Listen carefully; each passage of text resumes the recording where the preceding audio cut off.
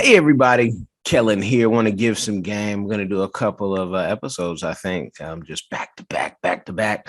But this one, let's talk about asking for money, especially for your business, because a lot of people are getting into entrepreneurship, which is great, but it's the way that people are asking for money for their business.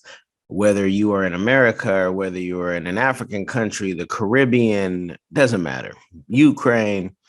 But what I find is, especially for the continent, and I'm listening to Clubhouse and I'm listening to people say, hey, I'm looking for business. There's a lot of ways to get funded on Clubhouse, no matter where you are. But people are, I heard one young lady say, hey, she wanted to have someone give her 30,000 Naira, which I think is about like $72. And her numbers, she didn't know them. You guys watch Shark Tank or Lion's Den, whether it's in Kenya, Canada, here in America, you got to know your numbers. If you don't know your numbers, what are we talking about? And, she says, I don't have a set price to sell my slippers, which I understand because in the market, and I've heard that before. You guys who watch Diversified Game faithfully to learn the game might recall an episode with Fiona, who we're suing right now. Been suing for the whole pandemic because she came on the show, Diversified Game, talked about doing business, and then would not give any of the money back because she said, oh, I had to sell the hair at a different price. Oh, the hair wasn't good, but you're the one who bought the hair. I tell you that story, not to shame her, because the lawyers are going to do what they do in Mombasa, but to teach a lesson that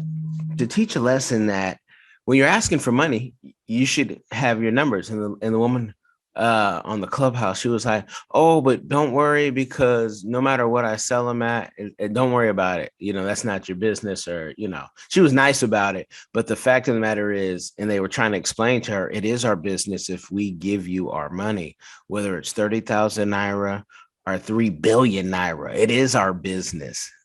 Okay, when someone gives you money, it's their business. And I've had people, every time I go to the continent, you meet good people, but then you also meet people who, everybody can talk a good game. And then they want to, hey, someone's always dying or someone's being born or something is always happening, right? And you say, no, I can pray for you, but I'm not in a position to bail you out. I got a huge family. Everybody has a problem there too, right? And people sometimes will try to say, oh, but I'm begging you. Don't beg me. I'm the wrong person to beg, especially if you're a man. Don't beg another man. You asked, I answered, we're done. And that's the part that I really want people to get in this video. If you're going to ask for money, you should send a formal email, maybe follow it up with a call. Let the person, get back to you. If you really want to be persistent, maybe follow up with a text, but no more than 3 times the communication, or you get the point, right? Because you're grown. I've had grown men asking for money, and they have, sometimes they have 2 wives. So now you want me to fund your wives and your lifestyle. And for you to have 2 wives, you ain't supposed to be broke if you can't afford to. You shouldn't have children if you cannot afford them. Because I'm going to flip it.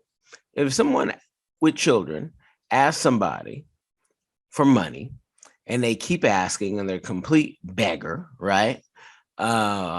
If someone said, hey man, you got all these children, your wife is looking good and everything, she's not working, and mine is, I'm funding your wife and your kids, so is this my family now?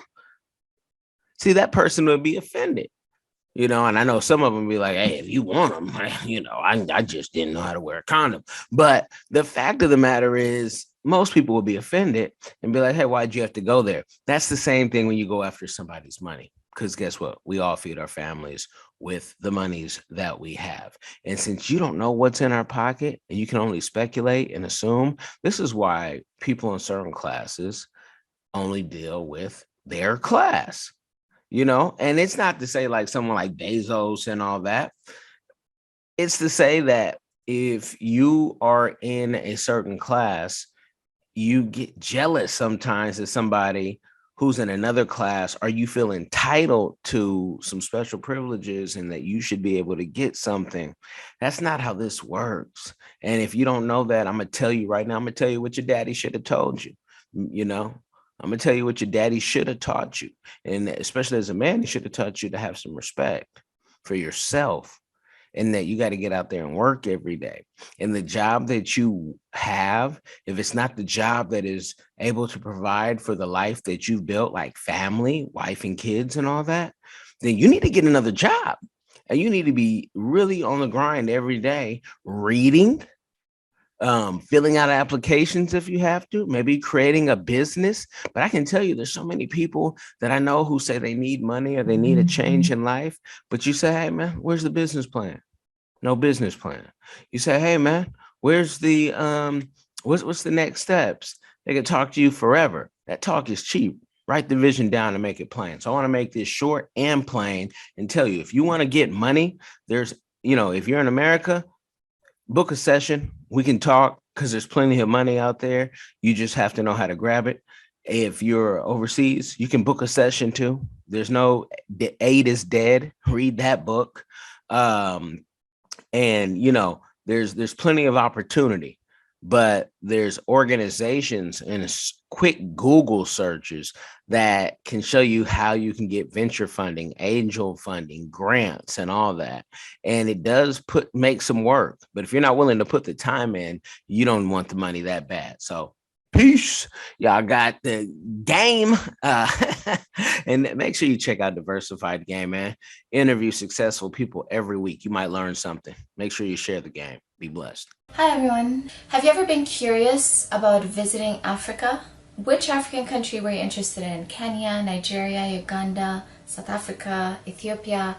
Which country are you interested in? My good friend, KELLEN Coleman, came up with a course called My First Trip to Africa that'll guide you through this process. It's only $20, and in this course you'll learn about passports, visas, vaccinations that you need before you go there, as well as a budget, how much the trip is going to cost. He also talks about what you should pack, what you should take with you, how you should travel on a budget. Did you know that $100 is worth 1,000 South African rand and over 10,000 Kenyan shillings?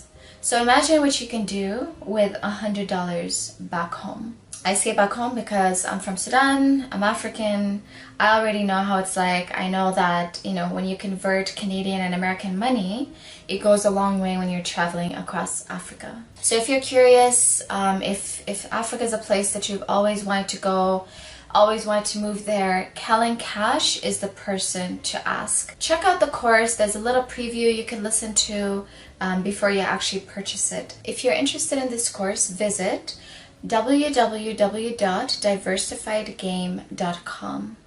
Don't miss out.